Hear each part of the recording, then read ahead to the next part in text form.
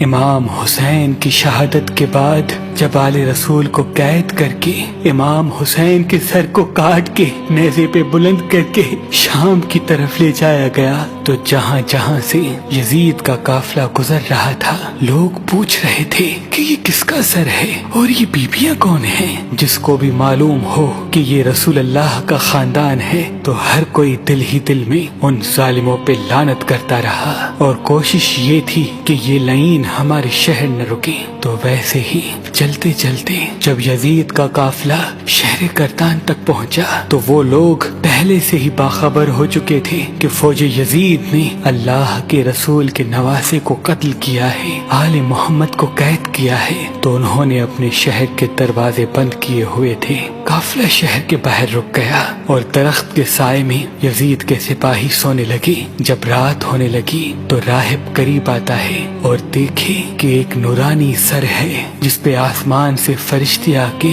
سلام کر رہے ہیں اور وہ سر قرآن کی تلاوت کر رہا ہے۔ جیسے ہی واپس اپنے گھر جائے پوری رات سوچنے لگا کہ یہ کسی مقدس ہستی کا سر ہے۔ بس فوراً صبح آ کے سپاہیوں سے پوچھنے لگا کہ یہ کس ہستی کا سر ہے۔ فوجی یزید نے کہا کہ یہ حسین ابن علی کا سر ہے۔ تو اس نے پوچھا کون حسین؟ اتنے میں شمر کہنے لگا حسین فاطمہ کا بیٹا، محمد کا نواسا۔ وہ چیخ کے زمین پہ بیٹھ گیا اور کہنے لگا کتنے بدبخت ہو، اپنے رسول کے نواسے کو ہی قتل کر دیا، اور یہ عورتیں کون ہیں؟ شمر کہنے لگا یہ رسول اللہ کی نواسیاں ہیں، بیٹیاں ہیں۔ وہ رو رو کے کہنے لگا اے شمر مجھے اس مقدس سر کو ایک رات کے لیے دے دو۔ شمر کہنے لگا یہ قافلہ شام جا کے رکے گا کیونکہ ہمیں یزید سے بہت بڑا انعام ملنا ہے۔ راہب نے کہا میرے پاس 10,000 درہم ہے، اگر ایک رات کے لیے سر دے دو تو وہ میں تمہیں دے دوں گا۔ سب آپس میں صلاح مشورہ کرنے کے بعد اس بات تک آ پہنچے کہ ایک رات اور رکتے ہیں۔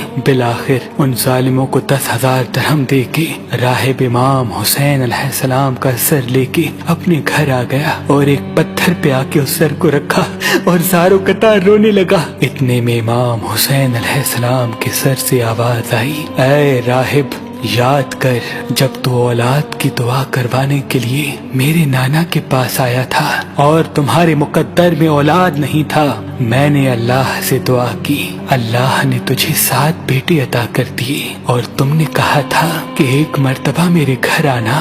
اے راہب آج میں حسین تیرے گھر آ ہی گیا۔ بس جیسے ہی امام حسین کے سر سے یہ آواز سنی راہب زور زور سے رونے لگا اور کہنے لگا اے میرے آقا حسین مجھے معاف کیجیے گا، اگر مجھے معلوم ہوتا تو میں بھی آپ کے قدموں پہ قربان ہوتا۔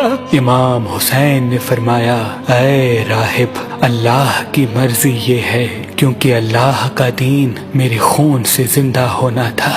پوری رات وہ مولا حسین کے سر سے گفتگو کرنے لگا۔ جب صبح کا وقت قریب آیا تو راہب نے سوچا کہ میں مولا حسین کا سر واپس کیسے کروں۔ تاریخ نے لکھا وہ جو 7 بیٹے امام حسین کی دعا سے ملے تھے ان میں سے ایک بیٹے کا سر قلم کر کے شمر کے پاس لے گیا۔ شمر نے جیسے ہی سر کھول کے دیکھا تو کہنے لگا یہ حسین کا سر نہیں۔ وہ واپس آیا، دوسرے بیٹے کا سر قلم کیا، انہوں نے وہ دیکھا، پھر کہا یہ حسین کا سر نہیں۔ ایسے کرتے کرتے راہب نے امام حسین کے عشق میں اپنے 7 بیٹے قربان کر دیے۔ جب آخری بیٹے کا سر شمر نے دیکھ کے یہ کہہ دیا کہ اے راہب تو وعدہ خلافی کر رہا ہے، اگر حسین کا سر نہیں دیا تو ہم تیرے پورے خاندان کو قتل کر دیں گے۔ بس جیسے ہی واپس اپنے گھر پہنچا تو امام حسین کے سر سے آواز آنے لگی اے راہب اپنے سارے بیٹوں کے سر ان کے جسم کے ساتھ رکھو، اللہ کے کرم سے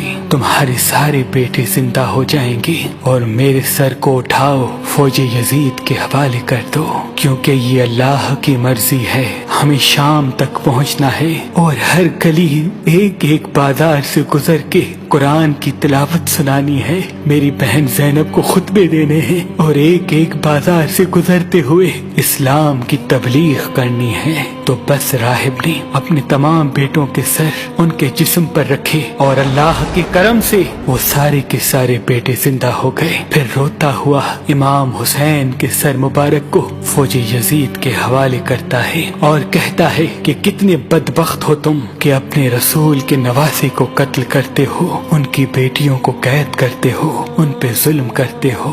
तुम्हारा ये जुल्म कयामत तक तुम्हारे लिए लानत बन जाएगा। आज भी उस पत्थर से खून निकलता है जिस पत्थर पे इमाम हुसैन अलैहिस्सलाम के सर मुबारक को रखा गया, क्योंकि शहीद कभी मरता नहीं और खून नाहक कभी छुपता नहीं।